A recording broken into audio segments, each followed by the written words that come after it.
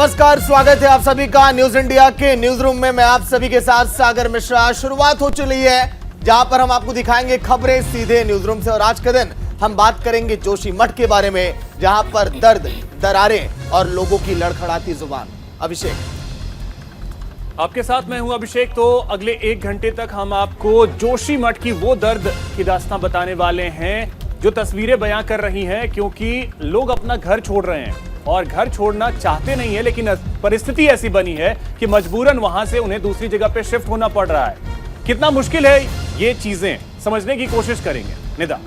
बिल्कुल, नमस्कार, मैं हूं आपके साथ निदा अहमद। इस 1 घंटे आपको जोशीमठ की हर वो तस्वीर दिखाएंगे जो चीख चीख कर ये कह रही है कि हमें बचा लो सरकार, क्योंकि ये वो लोग हैं जिन्होंने इस आशियाने को बसाने में अपनी जिंदगी भर की जमा पूंजी लगा दी। लेकिन अफसोस आज उनका आशियाना उन्हीं की आंखों के सामने उजड़ जाएगा और उनके हाथ खाली हैं, वो कुछ भी नहीं कर पा रहे हैं। क्योंकि इस वक्त वहां पर कंडीशन ये है, हालात ये है कि लोग सिर्फ और सिर्फ रोने को मजबूर हैं और आंसू जो है उनकी एक लम्हे के लिए भी नहीं रुक रहे हैं, क्योंकि लगातार वो सिर्फ ये कह रहे हैं कि इसमें हमारा क्या कसूर था, हमारी क्या गलती थी, और अगर हमारा ये आशियाना टूट जाता है तो हम जाएं तो कहां जाएं, सरकार हमें कोई तो रास्ता बताए। क्योंकि अभी तक बहुत से लोग ऐसे जिन्हें ये समझ ही नहीं आ रहा है कि आगे क्या करना है या उन्हें कहां जाना है, या फिर जब उनका ये आशियाना उनकी आंखों के सामने से टूटेगा तो फिर वो दोबारा से कब तक अपना आशियाना बना पाएंगे, कैसे अपनी जिंदगी की जमाई गाड़ी पूंजी जो उन्होंने लगा दी इस मकान को बनाने में, वो अब फिर से उसे कहां से लेकर आएंगे। लेकिन इस बीच जोशीमठ का हम जिक्र कर रहे हैं, बड़ी खबर का रुख कर लेते हैं जोशीमठ आपदा को लेकर के। बड़ी खबर जो इस बीच आ रही है वो ये आ रही है कि लगातार वहां पर अब जो भवन थे जो ज्यादा जर्जर हालत में, जिनमें दरारें आ गई थी, उनको तोड़ने की कार्रवाई जो है वहां पर की जा रही है। इनमें 2 होटल भी हैं जो इस जद में आ गए हैं, क्योंकि इन होटल्स को चिन्हित किया गया है। चिन्हित करने के बाद इन होटल्स पर भी कार्रवाई जो है वो की जाएगी। लेकिन इस बीच बड़ी खबर आपको हम बता दें कि एसडीआरएफ और एनडीएमए ने मोर्चा जो है वो पूरा संभाल लिया है। थोड़ी ही देर बाद प्रशासन का एक्शन जो है वो शुरू हो जाएगा। तो थोड़ी ही देर में यहाँ पर जोशीमठ के वजूद पर जो संकट गहरा रहा है उसको अब धीरे धीरे जमींदोज किया जाएगा। यहाँ पर तो कहीं विकास से तो खतरनाक इमारतों को जो है वो जमींदोज किया जाएगा। और चलिए, कुछ तस्वीरें ऐसी हैं जो आपको दिखानी बेहद जरूरी हैं और आप तक हम पहुंचाएंगे वो हर तस्वीर जोशीमठ के वजूद पर सबसे बड़े संकट की, जिसे देखकर आपकी भी रूह कांप जाएगी। बहुत भयावह तस्वीरें सामने आई हैं, क्योंकि जिस तरीके से तमाम जो घर हैं वो अब जमींदोज होंगे, क्योंकि इन्हें पहले चिन्हित किया गया, चिन्हित करके क्रॉस का निशान इनके ऊपर लगाया गया। जो खतरनाक इमारतें थी उनको अब जमींदोज करने का काम जो है वो किया जा रहा है। तो न्यूज इंडिया भी लगातार इस मुहिम को चला रहा है कि जोशीमठ को कैसे भी करके बचाना है। जोशीमठ के वजूद पर जो संकट इस वक्त मंडरा रहा है, सवाल यह है कि जोशीमठ जाएगा या फिर वो बचेगा। क्योंकि आपको बता दें कि जिस तरीके से लगातार ये जो बड़ा खतरा मंडरा रहा है जोशीमठ के ऊपर, इसको पल पल न्यूज इंडिया अपनी मुहिम के जरिए हर तस्वीर आप तक पहुंचा रहा है। अपनी मुहिम भी चला रहा है न्यूज इंडिया कि कैसे भी करके बस जोशीमठ को बचाना है। सागर, बिल्कुल, 4 धामों के प्रमुख धामों में धाम वो बद्रीनाथ। बद्रीनाथ का प्रवेश द्वार है उत्तराखंड के चमोली जिले का ये हिस्सा जोशीमठ, जिसका जिक्र हम कर रहे हैं। लेकिन आज के दिन पहले इतिहास अब हम जान लेते हैं, उसके बाद मैं और मेरी सहयोगी निदा वहां की तस्वीरें भी आपको दिखाएंगे जो लगातार सामने आ रही हैं। चलिए आपको ग्राफिक्स दिखाते हैं। पहले जोशीमठ का धार्मिक महत्व आखिर है क्या, ये आप समझिए। आदि शंकराचार्य ने जिन 4 मठों की स्थापना की, जोशीमठ उनमें से एक है। जोशीमठ का पुराना इतिहास, धार्मिक महत्व, क्योंकि आज अपने इतिहास यानी कि अस्तित्व को गंवाने की कगार पर वो खड़ा है। ज्योतिर्मठ और ज्योतिष पीठ के नाम से भी जाना जाता है जोशीमठ, ये भी कहा गया है। इसके साथ ही साथ यहाँ शंकराचार्य ने भगवान नृसिंह की एक मूर्ति की भी स्थापना की थी। ये वहां का धार्मिक महत्व हम आपको बता रहे हैं। यहाँ शंकराचार्य ने भगवान नृसिंह की देखिए मूर्ति की स्थापना की। भगवान नृसिंह की तपस्थली भी इसे माना जाता है। जोशीमठ तपोस्थली भी इसे कहा गया है शंकराचार्य की। लेकिन इसके साथ ही साथ ये सभी मानो इतिहास ऐसा लगता है कहीं दफन से ना हो जाए। यहाँ पर भगवान विष्णु का मंदिर भी है जोशीमठ में, और इसीलिए 4 धाम के प्रमुख धामों में एक है ये, और इसी का प्रवेश द्वार भी है बद्रीनाथ का। सर्दियों में भगवान बद्रीनाथ की प्रतिष्ठा पूजा इसी मंदिर में की जाती है। बहुत देखिए यहाँ पर सैलानी बहुत दूर दूर से आते हैं, ऐसे में लोगों की पसंदीदा जगह में से एक है। ये तस्वीरें देखिए आप, जो अब हम आपको आगे दिखाने जा रहे हैं, क्योंकि तस्वीरें जो वहां की बयां करती हैं वहां के लोगों के दर्द को, वहां के लोगों के दुख को। और जब लोग वहां पर कह रहे तो उनकी ये लड़खड़ाती जुबान सब कुछ बयां करती है। यकीन मानिए जब लोग अपने कैंपों से निकल रहे हैं वहां पर कि चल के थोड़ा अपने पुरानों घरों को देखा जाए निदा, तो जब देख रहे हैं अपने पुराने घरों को, वो पुरानी कहानियां उन्हें याद आ रही हैं, क्योंकि वो कैंपों में रह रहे हैं और पुराने घर जो जहां से वो अब निकल चुके हैं। निदा, बिल्कुल, सबसे बड़ी बात यह है कि अब इन लोगों के लिए अगली व्यवस्था क्या होगी, सरकार इनके लिए क्या इंतजाम करेगी, या फिर क्या जो इंतजाम सरकार की तरफ से किए जाएंगे वो सरकारी इंतजाम इनके लिए काफी होंगे, क्योंकि तमाम लोग ये कह रहे हैं कि जो इंतजाम किए जा रहे हैं वो अभी नाकाफी साबित हो रहा है। देखिए, ये आपको लगातार तस्वीर हम दिखा रहे हैं कैसे एसडीआरएफ के जो जवान है वो यहाँ पर तैनात है, और कोशिश जो है वो अब ये की जा रही है कि जो देखिए सुबह सुबह जो काम शुरू हुआ वहाँ पर वो ये हुआ कि जो बिजली विभाग ने अपने कर्मचारी भेजे, सबसे पहले यहाँ से तारों को हटाया गया, यहाँ से जो बिजली के तार थे उनको हटाने के काम किया गया, ताकि अगर किसी तरह से इनको जब जमींदोज किया जाएगा तो करंट ना लगे या फिर ये तार बाधा ना बने, रुकावट ना बने। उसके बाद में घरों को ऐसे क्रॉस का निशान लगा करके चिन्हित किया गया जहां पर सबसे ज्यादा दरारें आई थी, जो सबसे ज्यादा जर्जर मकान थे या फिर जो सबसे ज्यादा असुरक्षित थे, उनको लेकर के यहाँ पर चिन्हित किया गया। उसके बाद में इन होटल्स का भी नंबर आया। 2 होटल ऐसे हैं जिनका इस पूरे उसमें नंबर आया है। हमारे सहयोगी पीयूष जो है वो लगातार वहां पर कवरेज कर रहे हैं। पीयूष का हम रुख करेंगे। पीयूष हमारे साथ जुड़ चुके हैं। पीयूष, फिलहाल मौजूदा स्थिति वहां पर क्या है? क्या जो भवन थे जिन्हें चिन्हित किया गया था, असुरक्षित भवन जो थे, उनको तोड़ने का काम शुरू हो चुका है? नहीं निदा, अभी तोड़ने का काम नहीं शुरू हुआ है। टेक्निकल टीम का इंतजार है। टेक्निकल टीम के आने के बाद ये काम शुरू होगा। आपको मैं दिखा दूं कि होटल माउंट व्यू यहाँ पर मौजूद है और उसके ठीक आगे होटल मलारी मौजूद है, और वहाँ पर जो सर्वे है वो सर्वे अभी फिलहाल पीडब्ल्यूडी की टीम अंदर गई थी और उसने सर्वे किया है, लेकिन अभी टेक्निकल टीम का आना बाकी है। टेक्निकल टीम के आने के बाद ही जो ध्वस्तीकरण की प्रक्रिया है वो शुरू की जा सकती है, ऐसा मानना है अधिकारियों का। अगर हम बात करें वहाँ के ताजा हालात की और तस्वीरों की, आप जिस घर में जाकर बात कर रहे थे कुछ देर पहले, उनकी आंखों में आपने देखा होगा कितना दर्द इस समय भरा हुआ है, लोग कितने परेशान हैं, और कई ऐसे घर हैं जिस घर में आप फंसे थे पीयूष वहाँ पर। पीयूष की आवाज मिल पा रही है आपको? अब जी अभिषेक, आपकी आवाज नहीं मिल पा रही थी, अपना सवाल दोबारा दोहराइए। जी पीयूष, मैं सागर बोल रहा हूँ। ये मेरा ये कहना है कि जो लोग वहां पर कैंपों में रह रहे हैं अभी, जब वो अपने पुराने घरों को जाते हैं देखने के लिए, तो किस तरह से उनका दर्द वहां पर देखिए छलक कर सामने आता है। क्या वो जो कैंपों में रह रहे हैं वहां पर वो हमेशा के लिए रहेंगे या फिर कुछ और उनके लिए स्थायी व्यवस्था की जाने वाली आगे? देखिए, सरकार ने तो दावे बहुत से किए हैं। सरकार ने तो ये कहा है कि हम उनके लिए समुचित आवास की व्यवस्था करेंगे, लेकिन फिलहाल जिसका आसियाना सागर अगर जाता है और आसियाना चला जाता है, सर की छत चली जाती है और उसे किसी के सहारे पर जाकर अपनी रात बितानी पड़ती है, कैंपों में रुकना पड़ता है, तमाम ऐसी जगहों पर उन्हें विस्थापित किया जा रहा है, तो निश्चित तौर पर ये उनके लिए बहुत दुखद पल है। जिस घर में वो पैदा हुए, जिस घर में वो खेले बढ़े, पले बढ़े, और अब उन्हें वो आसियां, वो घर अपना छोड़ना है। तमाम ऐसे लोग हैं इस रास्ते पर, जिस रास्ते पर उनके रोजगार थे, तमाम होटल थे, तमाम दुकानें थी, फिलहाल वो रोजगार, वो दुकानें, वो सभी यहाँ पर खत्म हो जाएंगी, क्योंकि अब जिस तरह से यहाँ पर ध्वस्तीकरण की कार्रवाई शुरू, क्योंकि जो ये इलाका है वो पूरी तरह से डेंजर जोन में है। आपको मैं दिखाऊं, यहाँ पर मैं जिस जगह पर खड़ा हूँ, आप नीचे के हिस्सों को देख सकते हैं कैमरे में तस्वीरों के जरिए। यहाँ पर नीचे के ये हिस्से को पूरी तरह से खाली करा लिया गया है। क्यों? क्योंकि यहाँ पर बड़ी सख्त दरारें आ चुकी थी और उसके बाद ये भी डेंजर जोन में आ चुका था, और यहाँ पर ये होटल है, और अगर ये डिमोलिश किया जाएगा तो निश्चित तौर पर यहाँ से कुछ ना कुछ मलबा जो है वो नीचे की तरफ डाइवर्ट होगा, और ऐसे में स्थिति जो है वो काफ़ी कुछ खराब हो सकती है। जी बिल्कुल पीयूष, एक और चीज आपसे जानना चाहेंगे। 2 होटल को सबसे पहले गिराना था, वहां पे इस समय क्या चल रहा है, और अगर संभव हो तो लोगों से भी जरा सा बात करें, वहां के जो स्थानीय लोग हैं, एसडीआरएफ की टीम वहां पे है, उनसे भी बात करें कि किस तरीके से अब आगे टीमें बढ़ रही हैं, और लोगों के लिए तो मुश्किल का वक्त है ही। देखिए, लोगों के लिए मुश्किल का वक्त है, और यहाँ पर जो स्थानीय लोग यहाँ मौजूद हैं, आप यहीं के रहने वाले हैं? उधर से आए हैं, मतलब हैं जोशीमठ के ही रहने वाले हैं। यहाँ पर जिस तरह से ये प्रक्रिया चल रही है और ख़ासतौर पे दरारें आ रही हैं, ऐसे में क्या देखने से लग रहा है? क्या सरकारें सही काम कर रही हैं, या फिर अब आने वाले दिनों में जोशीमठ का क्या हो? भविष्य में देखो अब क्या क्या हो रहा है। अपने भविष्य को लेकर कोई चिंता है? यही सभी को अचानक दरारें पर सब जमीन दस्त हो गई।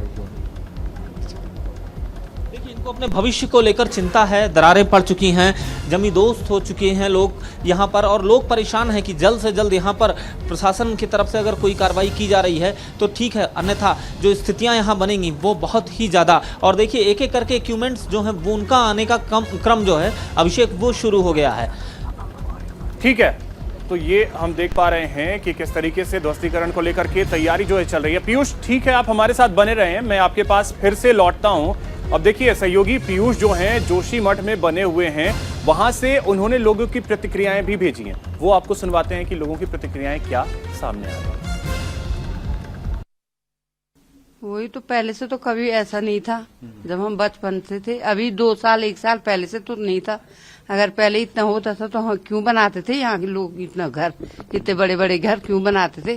पहले सबके मिट्टी के घर थे, सबने अपने कमाई की तो ये घर बनाए।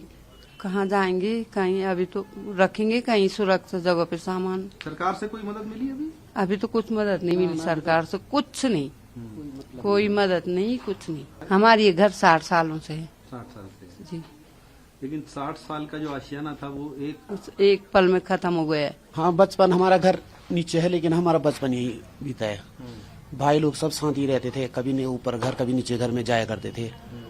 अब आज अचानक से ऐसा हो गया कि हमको घर छोड़ने के लिए बोल रहे हैं। शासन प्रशासन के तो कोई वो नहीं है, सुविधा नहीं है, बस बोल दिया कि चले जाओ सामान खाली कर दो। कहाँ जाएंगे हम? या कोई बता देना, ठिकाना होना चाहिए जाने का। कहाँ सामान ले जाएंगे, कहाँ पूरा परिवार बुजुर्ग हो कहाँ छोड़ेंगे हम?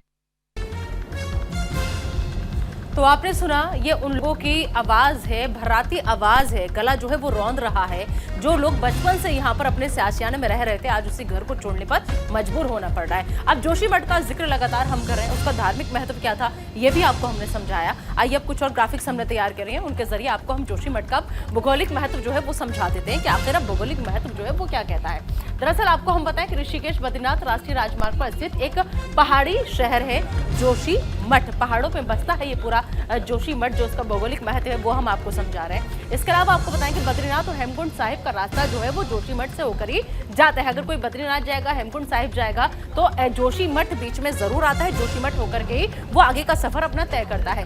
धौलीगंगा और अलकनंदा नदी के संगम पर स्थित है ये जोशीमठ। तो कई मायने में भौगोलिक महत्व इसका क्या है जोशीमठ का, वो आप ग्राफिक्स के जरिए आपको हम समझा रहे हैं। तो आपको ने धार्मिक महत्व हमने आपको समझाया, इसके बाद अब भौगोलिक महत्व जो था वो आपको हमने समझाया कि आखिर क्यों खास हो जाता है जोशीमठ और क्यों खास हो जाते हैं जोशीमठ के वो बाशिंदे, वो वासी जो यहाँ पर सालों से रह रहे हैं, जिन्होंने अपना पूरा बचपन यहाँ पर गुजारा है। कई बाप ऐसे हैं सागर, हमने देखा कि जिन्होंने कहा कि 3-3 बेटियों के हाथ इसी घर में उन्होंने पीले किए थे, इसी घर से उनको विदा कहा था और अब वक्त आ गया इस घर को खुद को उनके अलविदा कहने का। बहुत सी बेटियां ऐसी थी जो रो रो कर अपने उनके पिता ने कैसे इस मकान को बनाया, उनकी माँ ने कैसे इस मकान को सजोया, वो पूरी कहानी बयां करती है कि कैसे अगर किसी का पिता मजदूर है, कोई रोज की दिहाड़ी पे काम करता है, छोटे छोटे पत्थर ला करके उनको अपने हाथों से कूट करके पूरे आशियाने को तैयार किया था। तो जाहिर सी बात है कि अगर ऐसे वक्त में अचानक से आपको अपना बसा बसाया घर कहीं और छोड़कर जाना पड़े तो ये मुमकिन नहीं होगा किसी के लिए भी।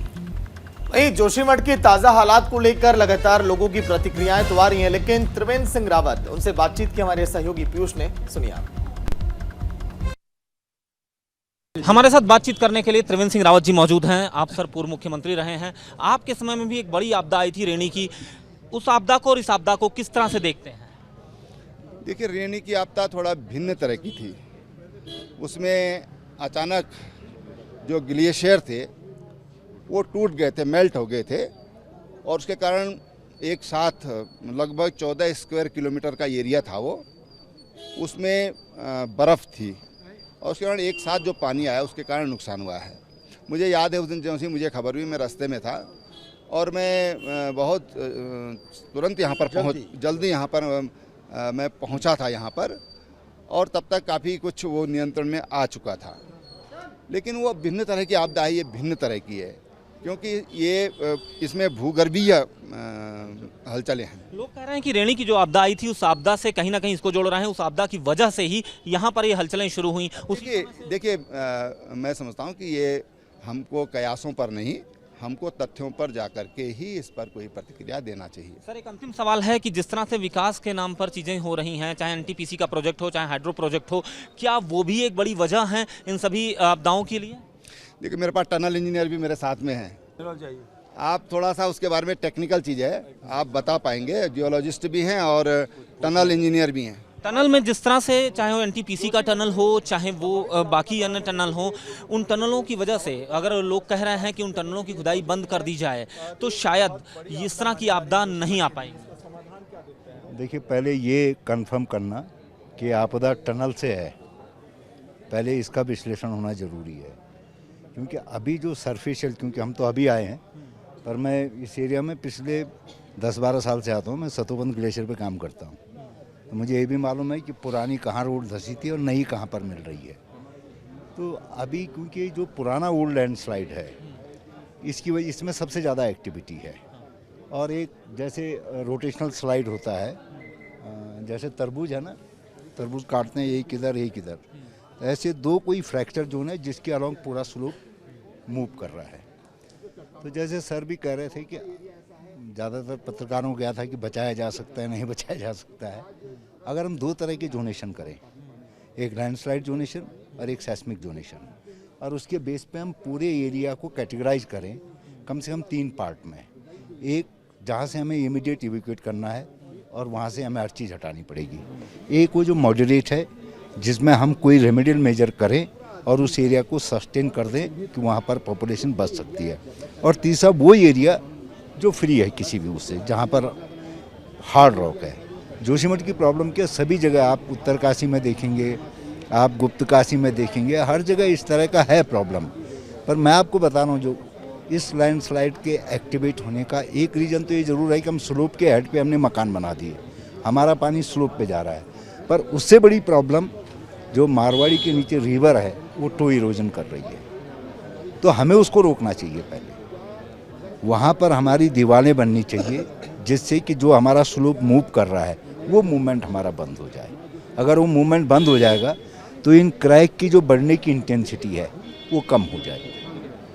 देखिए, उस स्लोप का मूवमेंट जो है वो रोकना बहुत ही ज़रूरी है। ये यहाँ पर तपोवन ग्लेशियर में इस वक्त अध्ययनरत हैं, वैज्ञानिक हैं, इंजीनियर हैं और लगातार इन्होंने अध्ययन किया है, हर एक ग्लेशियर का अध्ययन किया है, इस पर्वत का पूरी तरह से अध्ययन किया है। खुद उत्तराखंड के पूर्व मुख्यमंत्री त्रिवेंद्र सिंह रावत इस वक्त यहाँ मौके पर पहुँचे हुए हैं। न्यूज़ इंडिया से एक्सक्लूसिव उन्होंने बातचीत की और उन्होंने सीधे तौर पर कहा कि हमारी सरकार लगातार लोगों के लिए, लोगों के हित में काम कर रही है, लोगों को बचाने की हर मुहिम जारी रहेगी। न्यूज़ इंडिया के लिए कैमरा पर्सन केडी के साथ ग्राउंड जीरो से अजस्र पीयूष शुक्ला। तो दरकते पहाड़, दर्द बेशुमार, बस एक ही गुहार कि बचा लो सरकार। और ये गुहार आज से नहीं, लंबे वक्त से लगाई जा रही है, क्योंकि इसको लेकर अलर्ट जो है बहुत पहले सामने आ चुका था। आपको बता दें कि करीब 47 साल पहले भविष्यवाणी थी। भविष्यवाणी क्या थी, चलिए वो भी आपको बताने की कोशिश करते हैं। 1976 में गढ़वाल के तत्कालीन कमिश्नर MC मिश्रा की अध्यक्षता में एक आयोग का गठन किया गया था, एक आयोग बनाया गया था। आयोग ने चेताया था कि जोशीमठ की जड़ से छेड़खानी करना खतरनाक साबित हो सकता है, जो आज हो रहा है। तो लगभग 47 साल पहले यह भविष्यवाणी कर दी गई थी।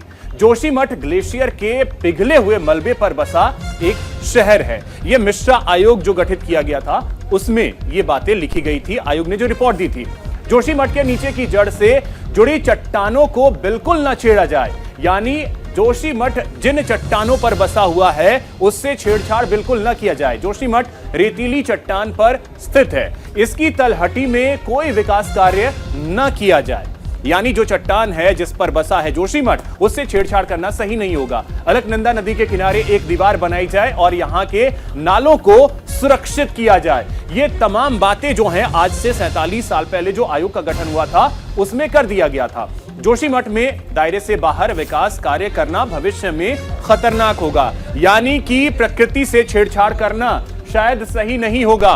प्रकृति से छेड़छाड़ करना जो है वो बहुत मुश्किल होता है। प्रतिक्रिया आ रही है, आपको सुनाते हैं।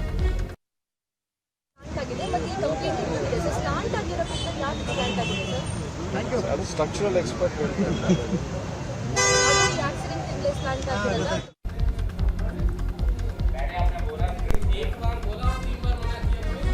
तो लगातार प्रतिक्रियाएं जो है वो आ रही हैं, वहाँ के लोगों की बातचीत भी हम आप तक सुना रहे हैं। न्यूज़ इंडिया वहां पर मौजूद है। ग्राउंड जीरो से हमारे सहयोगी जो पीयूष शुक्ला है वो लगातार बने हुए हैं। तो जोशीमठ में कैसे जिंदगी जो है वो इस वक्त सिसकने को मजबूर है और जोशीमठ कैसे धीरे धीरे धंस रहा है। और अभी थोड़ी देर में आपको बता दें कि वो जमींदोज भी कई भवन जो है वहां पर हो जाएंगे। ऐसे में सबसे बड़ा सवाल ये है कि आखिर इस सबका जिम्मेदार कौन है। हमारे सहयोगी पीयूष लगातार वहां से हमारे साथ बने हुए हैं। पीयूष को एक बार हम फिर से रुक कर लेते हैं। पीयूष, सबसे बड़ी बात यह है कि थोड़ी देर में कार्रवाई शुरू होगी। जिन भवनों को चिन्हित किया गया है, असुरक्षित भवनों को, उनको गिराने का काम किया जाएगा। लेकिन ऐसे में जो एक परेशानी का सबब बनेंगे वो बनेंगे वहां के लोग, क्योंकि लोग जो है वो लगातार विरोध कर रहे हैं इस चीज का। तो प्रशासन के लिए कितनी मुश्किलें आने वाली हैं अगर लोग विरोध करते हैं तो। देखिए निदा, लगातार प्रशासन के लिए मुश्किलें जरूर हैं, क्योंकि प्रशासन इन लोगों को समझाने की कोशिश कर रहा है, लेकिन लोगों की भावनाएं जिस तरह से जुड़ी हुई हैं अपने घरों से, अपने आशियानों से, वो लगातार विरोध में आ रहे हैं। उनका कई ऐसी मांगे हैं। उनका कहना है सही से असेसमेंट सरकार कराए, हमें उचित मुआवजा दे, हमें जहां पर वो विस्थापित कर रही है कम से कम रहने लायक अवस्था में हमें वहां तक पहुंचाए, और जिनके रोजी रोजगार जा रहे हैं उन्हें उस हिसाब से मुआवजा दिया जाए। लेकिन अब सरकार की तरफ से तमाम प्रयास हैं वो किए जा रहे हैं। हालांकि मुख्यमंत्री की तरफ से जरूर कहा गया है कि हम ज़्यादा से ज़्यादा मुआवजा देने की कोशिश करेंगे, जिससे लोगों को आगे आने वाले जीवन में समस्याएं ना हो। उसके अलावा तमाम ऐसी बातें हैं, सरकार लगातार मदद करने की पूरी कोशिश कर रही है। अभी जो निदा एक बड़ी अपडेट है वो ये है कि एसबी की टीम जो है वो हेलीपैड पर पहुंच गई है। हेलीपैड से यहाँ आने का जो भी वक्त लगे 15 से 20 मिनट, वो 15 से 20 मिनट के वक्त में यहाँ पहुँच जाएगी। और उसके पहले यहाँ पर आपको मैं दिखाऊँ तस्वीरों में, कैमरा पर्सन से कहूँगा थोड़ा सा आगे बढ़कर आए और यहाँ पर नीचे से तस्वीर दिखाएं कि यहाँ एसडीआरएफ की जो टीम है वो मलारी होटल के बाहर पूरी तरह से तैयार होकर खड़ी है, क्योंकि जैसे ही एसबीए की टीम यहाँ पहुंचेगी उसके बाद निरीक्षण शुरू होगा। टेक्निकल निरीक्षण होने के बाद यहाँ पर ध्वस्तीकरण की जो कार्रवाई है उसकी शुरुआत यहाँ से हो सकती है आज। निदा, लेकिन पीयूष देखिए 47 साल पहले की हम भविष्यवाणी भी हम दिखा रहे हैं। कई सारी रिपोर्टों में भी जिक्र किया गया था कि यहाँ जोशीमठ में आने वाले समय में अगर इस तरह की लापरवाहियां की गई तो दिक्कत हो सकती है। अगर पहले से ध्यान दिया जाता, अगर पहले से पूरी व्यवस्था की गई होती और लोगों को ध्यान में रखा गया होता तो शायद ऐसे हालात नहीं होते। इन तस्वीरों को आप नहीं दिखा रहे होते पीयूष।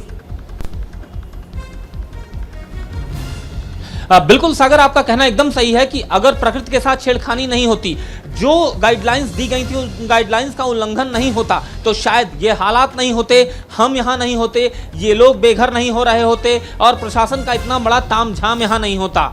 मतलब आपदा की कोई स्थिति यहाँ नहीं होती। जिस तरह से मिश्रा आयोग ने जो रिपोर्ट की थी, क्योंकि उस वक्त भी इसी तरह के हालात बने थे और लेकिन इतने गंभीर हालात नहीं थे। आज के हालात बहुत ज़्यादा गंभीर हैं और ऐसे गंभीर हालात में केवल सरकार के पास यही एक उपाय है, क्योंकि जीवन की रक्षा करना, उनके जान माल की रक्षा करना सरकार का फर्ज है और इसीलिए सरकार यहाँ से लोगों को विस्थापित कर रही है। जो भवन गिरने योग्य हैं, ध्वस्तीकरण में आ चुके हैं, जिनको डेंजर जोन में लाया गया है, उनका ध्वस्तीकरण किया जाएगा, क्योंकि इसके अलावा सरकार के पास या किसी के पास कोई बड़ा विकल्प नहीं है। बिल्कुल ठीक है पीयूष, आप अहम जानकारी साझा कर रहे हैं वहां से। लगातार सुबह से आप बने हुए हैं इस बड़ी खबर पर, आप बने रहिए हमारे साथ क्योंकि आपसे अपडेट लगातार हम लेते रहेंगे। तो सबसे बड़ी बात यह है कि बस वो थोड़ा सा वक्त जा रहा है, 15 से 20 मिनट का जितना वक्त टीमों को पहुंचने में वहां पर लग रहा है। उसके बाद में जैसे ही टीमें पहुंचेंगी, टेक्निकल टीम वहां पर पहुंचेगी, फिर उसके बाद जो इमारतें हैं, जो भवन है, जो जर्जर हो चुके हैं, जिनमें सबसे ज्यादा दरारें आई हैं या फिर जो असुरक्षित है, उनको गिराने का काम जो है वो शुरू हो जाएगा। सागर, बिल्कुल, जोशीमठ में आलम कुछ ऐसा है कि जिन लोगों ने अपने आशियाने को, अपने घरों को प्यार से सजाया संवारा, आज वही लोग अपने हाथों से इन घरों को उजाड़ रहे हैं।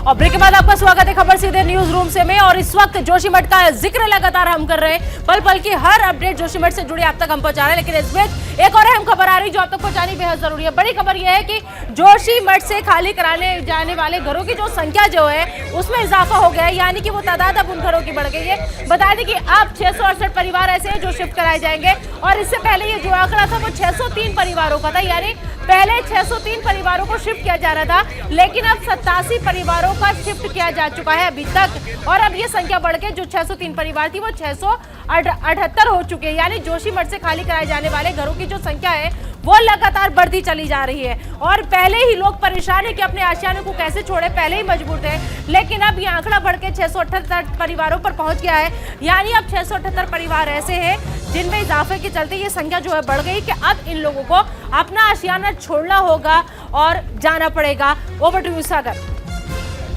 बिल्कुल जोशीमठ का लगातार हाल तो आप देख रहे हैं, लेकिन जोशीमठ में आखिर ऐसे हालात कैसे पनपे, इसके पीछे वजह क्या रही और आखिर जोशीमठ यानी कि किस तरह से उसे प्रकृति की मार झेलनी पड़ी और कैसे प्रकृति के साथ खिलवाड़ किया गया है। अभी तक वहां पर क्या क्या हुआ ये अब आपको दिखाते हैं ग्राफिक्स के जरिए, क्योंकि देखिए 2000 फीट किस तरह से फॉरेस्ट कवर घटा। विकास के नाम पर जोशीमठ में मौजूद जंगल को तबाह किया गया पूरी तरह से। जंगलों को अगर तबाह किया जाएगा, प्रकृति के साथ अगर खिलवाड़ किया जाएगा तो फिर हालात तो ऐसे होंगे।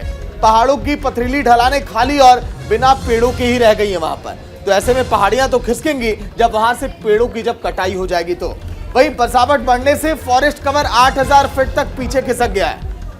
8000 फीट तक पीछे खिसक जाना बसावट बढ़ने से अंदाजा लगाइए कि क्या हाल होगा वहां की जमीन का और वहां के घरों का। वहीं पेड़ों की कमी से कटाव और लैंड स्लाइडिंग वहां पर लगातार बढ़ी है। जो लैंड स्लाइडिंग है लगातार वहां पर बढ़ी है, पेड़ों की कटाई लगातार होती गई लाख मना करने के बावजूद। वहीं देखिए तस्वीरें इस तरह से क्रॉस के निशान कई जगहों पर आप देख पा रहे होंगे, जिसका जिक्र हम कर रहे हैं। होटल की तस्वीर भी आप देख पा रहे हैं। कुछ और ग्राफिक्स भी एक बार मैं कहूंगा पीसीआर से चलाएं और वहां की तस्वीरें भी दिखाएं कि वहां का कैसा हाल है। अभिषेक, बिल्कुल देखिए हाल पूरी तरीके से बेहाल है और ये तस्वीरें बताने के लिए काफी हैं। विकास के नाम पर विनाश, जी हाँ, तपोवन से लेकर विष्णु घाट के बीच 12 किलोमीटर लंबी टनल बना रहा है एनटीपीसी। इस टनल का एक सिरा तपोवन है और दूसरा सिरा विष्णु घाट है। इसी को लेकर के वहां पे स्थिति जो है सबसे ज्यादा बिगड़ी है, ऐसा कहा जा रहा है। देखिए बीच में ऊंची पहाड़ी के ढलान पर जोशीमठ बसा हुआ है, यहीं पर जोशीमठ बसा है, लेकिन विनाश की लीला कैसे आगे बढ़ती चली गई वो भी एक एक ग्राफिक्स के जरिए हम आपको दिखा रहे और समझा रहे हैं। एनटीपीसी की योजना तपोवन में बह रही धौली गंगा के पानी से बिजली बनाने की थी। हालांकि फिलहाल इस पे रोक की बात भी सामने आ रही है। ये पावर प्लांट 520 मेगावाट देखिए, लेकिन टनल पर संग्राम कैसे, जैसा कि अभिषेक ने जिक्र किया टनल को लेकर। टनल का पहाड़ जोशीमठ का हिस्सा और सुरंग बनने से आ रही दरार। अभिषेक, जोशीमठ नहीं बल्कि औली की वजह से ये चीजें जो है मुश्किल हुई हैं। एनटीपीसी का ये तर्क है, तो अलग अलग तर्क जो है स्थानीय लोग अपना तर्क दे रहे हैं और एनटीपीसी अपना तर्क दे रहा है। बिल्कुल देखिए स्थानीय लोगों की तर्क है कि सुरंग खुदकर पहाड़ वहां पर बनाया गया, शहर में पानी के रिसाव की असल जिम्मेदार एनटीपीसी की टनल है। लोग कह रहे हैं तर्क में यह सामने आया कि टनल शहर से 1 किलोमीटर दूर और इसमें पानी का रिसाव नहीं है। ये देखिए तर्क सामने। अभिषेक, बिल्कुल, तो देखिए अब स्थानीय लोगों का अपना तर्क है, क्योंकि स्थानीय लोगों का जो दर्द है वो साफ तौर पे दिख रहा है। एनटीपीसी यहां पे अपना काम करवा रही है, ये भी एक बड़ी सच्चाई है। अब क्या इसकी वजह से ही चीजें बिगड़ी है, क्योंकि ये तस्वीर जो है वहां की हम दिखा रहे हैं। इसी होटल को थोड़ी देर बाद ही देखिए ये तस्वीर उस समय की है जब वहां पर लगातार देखिए बिजली काटी गई, जब वहां पर लगातार बिजली काटने का काम किया गया ताकि लोगों को और भी ज्यादा खतरा पैदा ना हो। तो इसी तरह से खंभों से लगातार बिजली के कनेक्शन जो है लोगों के घरों की काटे गए। और ये सामने होटल की तस्वीर भी आप देख पा रहे हैं, जो अब से कुछ ही देर में कहा जा रहा है कि धाराशायी होने वाला ये होटल। लगातार पीयूष भी वहां से जुड़े, पल पल की अपडेट आप सभी तक पहुंचा रहे हैं। पीयूष की आवाज मिल पा रही है क्या? बिल्कुल सागर, पीयूष के पास चलेंगे, उससे पहले कुछ प्रतिक्रिया है वो सुना देते हैं। इसी होटल के मालिक और मैनेजर की बाइट है, वो पहले सुनाते हैं। सर मुझे तो ये बहुत तकलीफ है, शासन प्रशासन सेंट्रल गवर्नमेंट तो स्टेट गवर्नमेंट से कम जनहित में अगर ये होटल तोड़ा जा रहा है, कोई बात नहीं, मैं शासन प्रशासन के साथ हूँ, जनहित में तोड़ा जाना चाहिए। जबकि मेरे होटल में तो आंशिक दरारें हैं, बिल्कुल होटल बिल्कुल सॉलिड है, लेकिन जहाँ जनता की बात है तो उसके लिए तोड़ लीजिए। कम से कम मुझे नोटिस दिया जाना चाहिए, मेरे आर्थिक मूल्यांकन कर दिया जाना चाहिए। और मुझे यहाँ काय को रोक रहे हैं? मेरे परिवार को यहाँ मारने के लिए रोका जा रहा है क्या? हमको छोड़ दीजिए, हम चले जाते हैं अपना।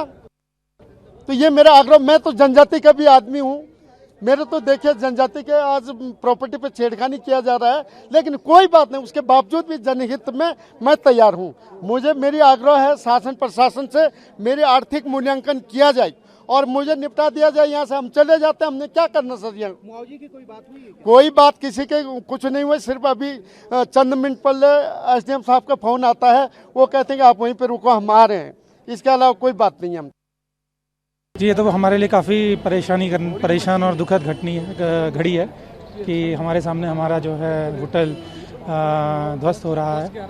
इससे मतलब बड़ी वेदना हमारे अंदर है आज कि इसके लिए जो है हम लोग पिछले 23 ईयर से यहाँ पे ये होटल है, आज तक जो है इसमें ऐसा कुछ कभी नहीं हुआ।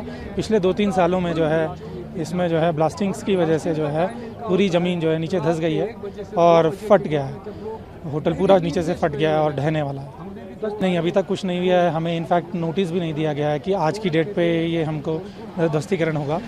हमें तो ये न्यूज़पेपर के माध्यम से पता चला है कि ये आज। तो जिन होटल्स को गिराया जाना है, जो 2 होटल इसकी जद में आ रहे हैं, उसके मालिक और मैनेजर को आपने सुना कि उनका क्या कहना है। लेकिन अब सवाल यह है कि ये जो आपदा की स्थिति अभी जोशीमठ में बनी हुई है, लेकिन उत्तराखंड में पहली बार ऐसा नहीं हो रहा है कि आपदा की स्थिति आई है, बल्कि इससे पहले भी उत्तराखंड में कई बार त्रासदी आ चुकी है। अब कब ये त्रासदी आई है, ये कुछ ग्राफिक्स के जरिए आपको समझाने की कोशिश कर रहे हैं। साल 1991 जब उत्तरकाशी में भूकंप आया, भयावह स्थिति वहां पर हो गई थी। 1991 की ये बात हम यहाँ पर कर रहे हैं। इसके बाद में जो दूसरी त्रासदी आती है उत्तराखंड में, वो आती है साल 1998 में। 1998 में पिथौरागढ़ में चट्टान जो थी वो अचानक से खिसक गई, अचानक से गिर जाती है खिसकने के बाद, जिसकी वजह से वहां पर एकदम भयावह तस्वीरें सामने आई। 1999 आते आते चमोली में एक बार फिर से भूकंप की स्थिति देखी गई। भूकंप से पूरे पहाड़ जो थे वो हिल गए और दरक गए। 1999 के बाद अगली जो त्रासदी आई वो आई 2013 में, जब केदारनाथ में आपदा आई। वो आपदा जिसे अभी तक आप और हम भूल भी नहीं पाए। केदारनाथ में कैसे सब कुछ तहस नहस हो गया था 2013 में, और अब एक बार फिर से लग रहा है कि कहीं उत्तराखंड जो है फिर से वापस उसी मुकाम पर तो जाकर खड़ा नहीं हो जाएगा, क्योंकि 2013 में जो आपदा आई उसे आपने हमने सबने देखा कि किस तरीके से वहां पर सब लोगों ने अपना सब कुछ खो दिया था और सबकी आंखों के सामने सब कुछ बहता चला गया था। आज भी न जाने कितने घर ऐसे हैं जो नहीं बसे हैं दोबारा। अभिषेक, बिल्कुल, इसीलिए कहा जाता है कि प्रकृति के साथ खिलवाड़ मत कीजिए, क्योंकि प्रकृति जिस दिन खिलवाड़ करेगी फिर आपके पास वक्त नहीं होगा संभलने का। हमारे साथ पीयूष लगातार हमारे साथ बने हुए हैं जोशीमठ से, और इस वक्त एक और खास मेहमान हैं AK शुक्ला जी, पूर्व डायरेक्टर हैं EQREC के, वो हमारे साथ जुड़ रहे हैं। शुक्ला जी, सबसे पहले मैं आपके पास आना चाहूंगा। बहुत स्वागत करता हूं आपका न्यूज इंडिया पर। सर, आवाज मिल रही है आपको मेरी? चलिए, लगता है उन तक आवाज नहीं पहुंच पा रही है। उनसे जुड़ेंगे और समझने की कोशिश करेंगे। लेकिन पीयूष आपके पास आ रहे हैं, आपसे समझना चाहेंगे कि कहा यही जाता है कि प्रकृति से खिलवाड़ मत कीजिए। अगर प्रकृति ने खिलवाड़ कर दिया फिर आपको संभलने का मौका नहीं मिलेगा। यही किया गया है उत्तरकाशी के साथ। बिल्कुल, यहाँ जोशीमठ में जो चीज़ें हुई हैं, जो हालात हुए हैं, वो अगर मैं आपको दिखाऊं, अगर उन हालातों को मैं दिखाऊं तो आप साफ देख सकते हैं कि यहाँ 2 मंजिल से ज़्यादा भवन के कंस्ट्रक्शन के लिए अनुमति नहीं थी, लेकिन अगर आप देखिए तो 3 मंजिल तक के भवन पहुँच चुके हैं। तो ऐसे में कहीं ना कहीं इसकी अवहेलना की गई।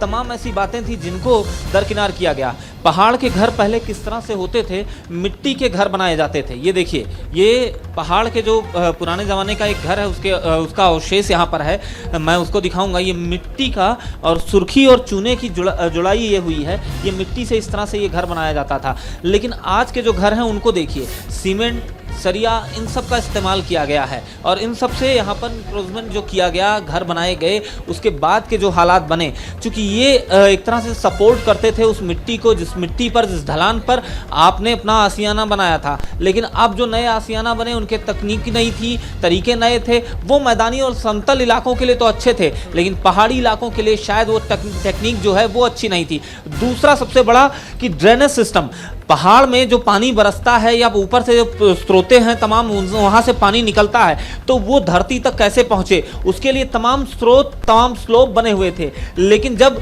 निर्माण इस तरह से होता है, अव्यवस्थित निर्माण होता है, तो स्लोप्स खत्म हो जाती हैं, और जब वो स्लोप्स खत्म हो जाती हैं तो वो पानी निकलने के बजाय दूसरा रास्ता ढूंढता है, और जब दूसरा रास्ता ढूंढता है तो कहीं ना कहीं वो पहाड़ी को, उस घाटी को डैमेज करता है। ये एक सबसे बड़ा कारण रहा है, और इसी कारण के चलते यहाँ पर आप देख रहे हैं इस तरह की हालात जो हैं वो बने हैं। और आज यहाँ पर लगातार लोगों के दिलों में दहशत है, क्योंकि कब ये घर गिर सकता है, कब ये इमारत। एक और चीज पीयूष, एक छोटी सी जानकारी और आपसे चाहेंगे। अभी हमने उस होटल के मालिक की बाइट सुनवाई है, जिस होटल को कुछ देर बाद गिराया जाना है। उस होटल के मालिक की एक बात ये सामने आई कि नोटिस तो कम से कम हमें देते।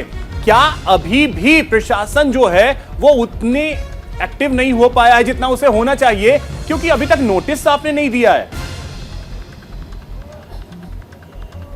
ये देखिए हमारे साथ इस छत पर प्रशासन के ही जो सर्वे टीम है उसके ही तमाम जो लोग हैं, तमाम कर्मचारी हैं वो मौजूद हैं। यहाँ एक एक घर पे जाके मेरे कैमरे में भी वो तस्वीरें आई हैं। इन लोगों ने असेसमेंट किया है, बातें की हैं लोगों से। और दूसरा, जिस होटल का जिक्र हो रहा है, मैं आपको चाहूँगा कि यहाँ तस्वीरों में दिखाना, इस पर डेंजर मार्क क्रॉस का लगाया गया है।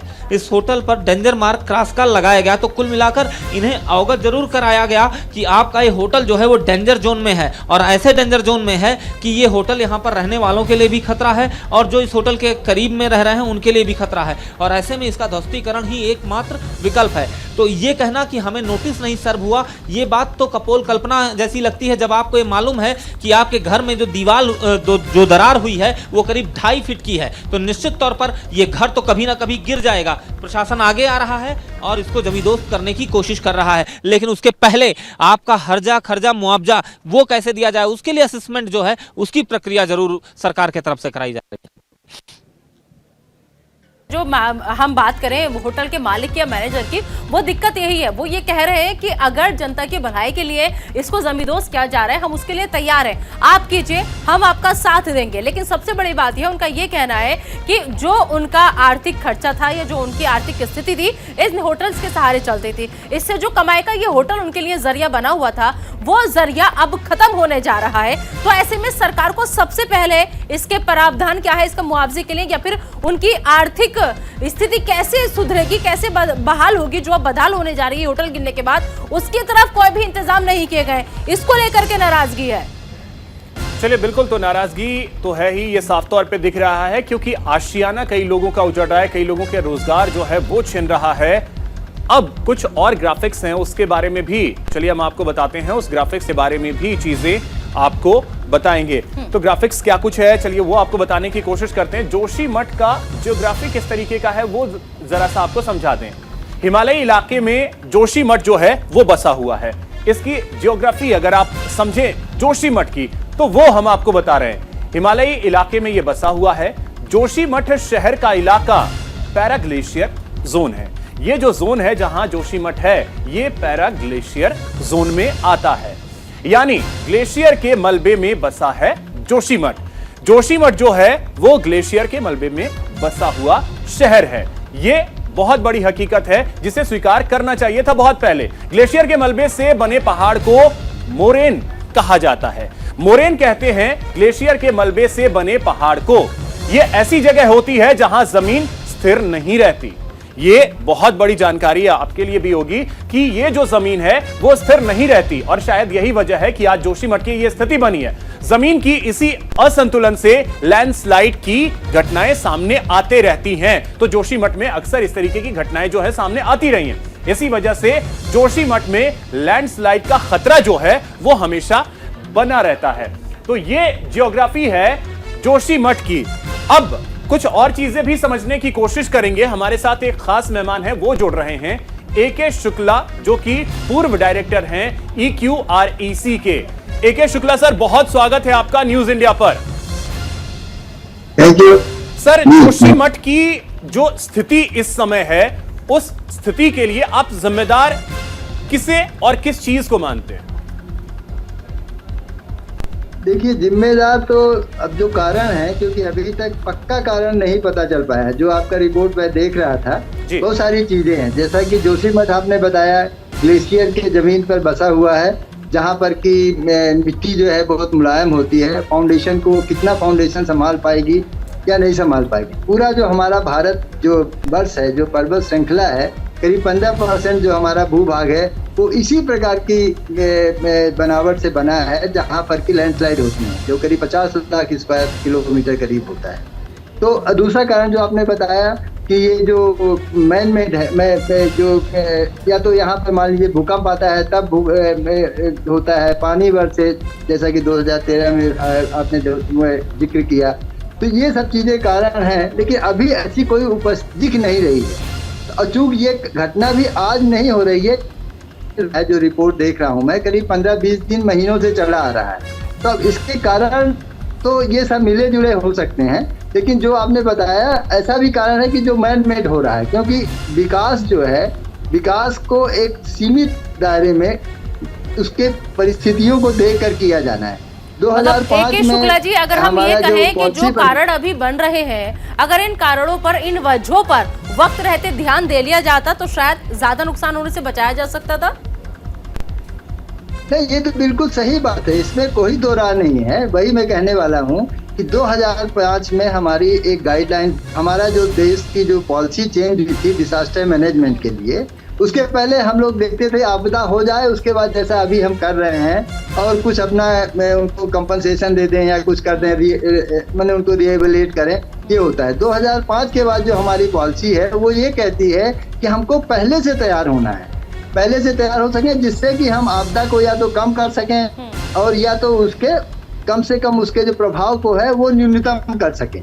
तो उसके लिए बहुत सी चीजें गाइडलाइंस बनाई गई और 2009 में ये इसके लिए भी, इस प्रकार की घटनाओं के लिए भी एक गाइडलाइन बनाई गई थी, जिसमें सब चीजें बताई गई थी कि हम जो ये लैंडस्लाइड एरिया है उसका एक मैप बनाएंगे, लैंडस्लाइड को अगर पता चल जाएगा तो उनको स्टेबलाइज करेंगे, लैंडस्लाइड का मॉनिटरिंग करते रहेंगे और देखते रहेंगे कि वो कब ज्यादा ऐसी स्थिति में आने वाली हैं, ऑनलाइन मॉनिटरिंग होगी, वार्निंग होगी, ये सब चीजें उस गाइडलाइन में लिखी गई हैं। अब मुझे ऐसा लगता है ये, क्योंकि यहाँ घटना नहीं और भी आगे कोई भी जो इस प्रकार के क्षेत्र हैं आपके हमारे हिमालय में, जो उत्तराखंड में है, हिमाचल प्रदेश में है, सारे जम्मू कश्मीर, जहाँ भी इस प्रकार की घटनाएं हैं उनमें हमको ये इन गाइडलाइन को करके ही सब कुछ करना चाहिए था और वो निश्चित तौर पे हमको लगता है नहीं लागू हो पाई हैं। और कारण तो वो शुक्ला सर, इसमें एक और चीज हमने, शुक्ला सर इसमें एक और चीज, जो विकास की दौड़ हम दौड़ रहे हैं, रफ्तार जो पकड़ने की कोशिश है, उसमें कहा जा रहा है कि क्योंकि बॉर्डर भी है, ऊपर अगर चले जाएं तो बॉर्डर भी है, बॉर्डर के करीब सैनिकों के लिए सारी चीजें इजीली पहुंच सके, इसलिए टनल्स का निर्माण करवाया जा रहा है, कई पाइपलाइंस जो हैं वो बिछाई जा रही हैं। ये सारी चीजें कितना नुकसानदेह है पहाड़ों के लिए? नहीं, देखिए ऐसा है, ये सब चीजें जरूरी भी हैं, ऐसा नहीं है कि जरूरी नहीं, वही मैं समझ रहा हूँ, जरूरी है, लेकिन ये कितना है वो जब वो संभाल नहीं पाएगी, जब हम यही हम कह रहे हैं, हमारा कहने का मतलब ये कि इन सब के लिए गाइडलाइंस हैं कि हमको घर अगर बनाना है पहाड़ के क्षेत्र में तो कैसे घर बनाना है। अब जब ऐसा कि आपने बताया कि ये जो एरिया है ये मड है, यहाँ पे ग्लेशियर का है, हम जानते हैं उसकी ज्योग्राफी, उसका ढलान है, मिट्टी है, कोई पत्थर का पहाड़ नहीं है जिसको कि हम हमारे घरों को स्टेबल कर सके, ढलान है, अगर वो गीला हो जाएगा, अगर उसमें पानी आ जाएगा या वो हो जाएगी तो गिरेगा, तो उसको पहले से ही देखना चाहिए था। क्योंकि मैं काफी दिनों से वहाँ जोशीमठ जाता रहा हूँ, 90 में देख रहे हैं वहाँ जनसंख्या बहुत कम थी, अब जाकर के बहुत सारे घर बन गए हैं और चूंकि जरूरी ये है कि हमारी तीर्थ यात्रा है वो गेटवे टाइप है, हर एक प्रकार की जो हमारी तीर्थ यात्रा है वहाँ से रुकते हैं, होटल बन गए हैं, तो उस ढलाई जमीन में ये सब चीजें पहले से गाइडलाइंस के अनुसार करना चाहिए था कि उसके लिए जियो टेक्निकल इन्वेस्टिगेशन होते हैं। जब आप बनाते हैं कोई घर, जैसे दिल्ली में ही है, बड़े बड़े घर बनाते हैं, ये सब करके अगर आपने घर बनाया होता तो शायद हमारे ख्याल से ये नौबत नहीं आती। तो जोशीमठ को बचाने का अब क्या तरीका है? क्योंकि सवाल सबसे बड़ा यही है कि क्या जोशीमठ बचेगा, तो उसे बचाने का अब क्या उपाय किया जाना चाहिए? देर तो हो चुकी है ऐसा लग रहा है। जी बिल्कुल ठीक कह रहे हैं, क्योंकि निश्चित तौर पे गाइडलाइंस जो टेक्निकल चीजें हैं उनका फॉलो नहीं किया गया।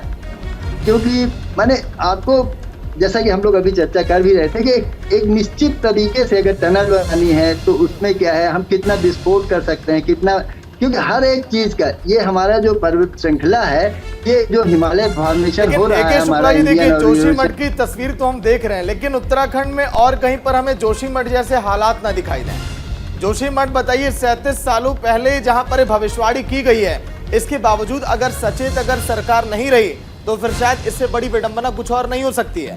उत्तराखंड में कहीं और ऐसे हालात ना हो, उन्हें चिन्हित करके वहां पर भी ध्यान देना चाहिए। AK शुक्ला जी। यही जी बिल्कुल ठीक कह रहे हैं, ये अभी पूरा एक सर्वे होना चाहिए। हमारे पास साधन है, रिमोट सेंसिंग टेक्नोलॉजी है, सबको सर्वे करके देखना चाहिए कि हमारा जो लैंड मास है, जियो टेक्निकल इन्वेस्टिगेशन करके AK शुक्ला जी माफ करिएगा, रोक रहा हूँ आपको। संवाददाता हमारे पीयूष इस समय ग्राउंड जीरो पर है जोशीमठ में। पीयूष कुछ दिखा रहे थे, बताइए। देखिए यहाँ पर अब बैरिकेड जो है वो कर दिया गया है। इस बैरिकेड के इधर ये दोनों होटल हैं, मलारी होटल और माउंट व्यू होटल, और अब बैरिकेड लगा दिया गया है ताकि अब कोई आवाजाही इधर ना हो। थोड़ी देर बाद टेक्निकल टीम यहाँ पहुँचेगी, असेसमेंट करेगी। चूंकि मैंने अभी आपको जानकारी साझा की थी कि असेसमेंट टीम जो है वो पहुँच चुकी है हेलीपैड पर, और अब से थोड़ी देर का वक्त है, हेलीपैड के बाद वो यहाँ पहुँचेगी। SDRF की टीम जो है वो पूरी तरह से तैयार है, यहाँ पर आप देख सकते हैं होटल पर, और अब इंतजार कर रही टेक्निकल टीम के आने के बाद यहाँ पर बाकी प्रक्रिया जो है वो शुरू हो जाएगी। हम चाहेंगे कैमरा पर्सन से कि जल्दी से आगे बढ़ते हुए आएं और आगे बढ़कर ये तस्वीरें जो हैं वो स्क्रीन के जरिए दर्शकों तक साझा करें। यहाँ पर लगभग तैयारी जो है वो पूरी चाक चौबंद की जा रही है, सारी व्यवस्थाएं की जा रही हैं। सुरक्षा की दृष्टि से ये बैरिकेड्स लगा दिए गए हैं ताकि अब इस तरफ कोई ना आए। और उधर वहीं आप देखिए दूसरी तरफ जहाँ पर ये दूसरा होटल है माउंट व्यू, इस होटल के दूसरी तरफ भी बैरिकेड्स जो हैं वो लगाए जा रहे हैं ताकि उधर से भी आवागमन ना हो, क्योंकि ये सबसे अधिक डेंजर जोन है। यहाँ पर जो दरारें हैं उन दरारों को अगर आप देखेंगे तो वाकई में ये दरारें आपको डरा जरूर देंगी, क्योंकि इतनी बड़ी दरारें हैं, इतनी गहरी दरारें हैं। निश्चित तौर पर यहाँ पर अब थोड़ी देर बाद ध्वस्तीकरण से जुड़ी हुई कुछ कार्रवाई हो सकती है, लेकिन उसके एहतियात के तौर पर लगातार यहाँ प्रशासन अपनी जिम्मेदारी जो है वो निभाता जा रहा है। जी बिल्कुल, चलिए पीयूष आप अपना भी ख्याल रखिए, कैमरा पर्सन का भी ख्याल रखिए। बहुत बहुत शुक्रिया फिलहाल इस तमाम जानकारी के लिए आपका, और साथ ही साथ AK शुक्ला साहब जो कि पूर्व डायरेक्टर थे AQRSC के, वो भी हमारे साथ जुड़े हुए थे। शुक्ला जी आपका भी बहुत बहुत शुक्रिया इस तमाम जानकारी के लिए। तो सबसे बड़ा सवाल ये है कि अब बहुत कम वक्त जो है वो बचा है, जब धीरे धीरे उन भवनों को जो चिन्हित किए गए हैं गिराने का काम जो है वो शुरू हो जाएगा, और जो लोग हैं वो लगातार इस बात का भी विरोध कर रहे हैं, क्योंकि उनके पास कोई विकल्प नहीं है अपने आशियाने को बचाने का, या फिर कोई विकल्प नहीं है दूसरी जगह जाकर के अपना आशियाना बनाने का। सागर तो बिल्कुल आज के दिन यही हम कहेंगे कि अगर फुर्सत मिले तो पढ़ लेना पानी की तहरीरों को। हर एक दरिया हजारों साल का अफसाना लिखता है, क्योंकि इस समय जो लोग वहां पर हालात से जी रहे हैं, वहां की जो तस्वीरें हैं हजारों साल पहले और कई बार जब ऐसी त्रासदियां आई है तो उसके मंजर को बयां करती हैं। अभिषेक बिल्कुल, तो कल फिर मुलाकात होगी इसी समय खबरें सीधे न्यूज रूम से। नमस्कार।